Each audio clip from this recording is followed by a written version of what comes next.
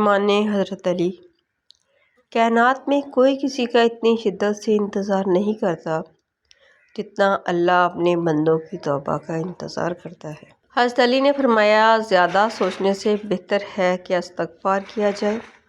زیادہ سوچنا مشکلات کو بڑھاتا ہے، استغفار مشکلات کو حل کرتا ہے۔ حضرت علی سے پوچھا گیا، کیسے پتہ چلے گا کون کتنا قیمتی ہے؟ فرمایا، جس میں جتنا زیادہ احساس ہوگا وہ اتنا زیادہ قیمتی ہوگا۔ حضرت علی، 3 لوگ جب آپ کے سامنے بات کر رہے ہوں تو انہیں مت روکیں، غمزدہ انسان، بچہ، والدین، کیونکہ ان کا دل بول رہا ہوتا ہے۔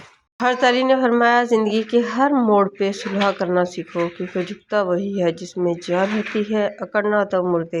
حضرت علی نے فرمایا، اس سوچ کے ساتھ زندگی میں آگے بڑھو کہ اللہ نے یقیناً بہترین ہی سوچا ہوگا۔ حضرت علی نے فرمایا، ہمیشہ دعا مانگتے رہا کرو، کیونکہ دعا کبھی رد نہیں ہوتی، یا تو قبول ہوتی ہے یا خود کے لیے سخیرہ ہو جاتی ہے یا مصیبت کو ٹال دیتی ہے۔ حضرت علی، جو شخص ہمیشہ تمہاری خوشی چاہے اس کا اداس ہونا تمہارے لیے فکر کی بات ہے۔ حضرت علی، کسی کو چاہو تو دل سے چاہو، زبان سے نہیں۔ کسی پر غصہ کرو تو صرف زبان سے، دل سے نہیں۔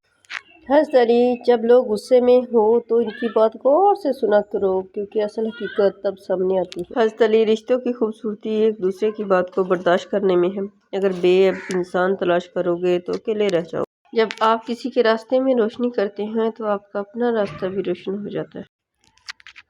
حضرت علی، وقت، دولت اور رشتے، یہ وہ چیزیں ہیں جو ہمیں مفت میں ملتی ہیں، مگر ان کی قیمت کا تب پتہ چلتا ہے جب یہ کہیں کھو جاتی ہے۔ حضرت علی نے فرمایا، خوبیاں اور خامیاں تو سب میں ہوتی ہیں، اتنا بہتر نہ تلاش کرو کہ بہترین ہی گنوا دو۔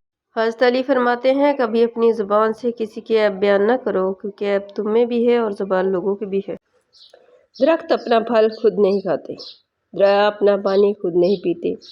پتہ ہے کیوں؟ کیونکہ دوسروں کے لیے جینا ہی اصل زندگی ہے۔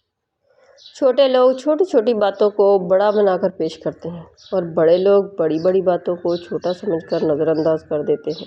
غلطی ماننا اور روح نہ چھوڑنے میں کبھی دیر مت کرو، کیونکہ سفر جتنا طویل ہوتا جائے گا واپسی اتنی ہی مشکل ہوگی۔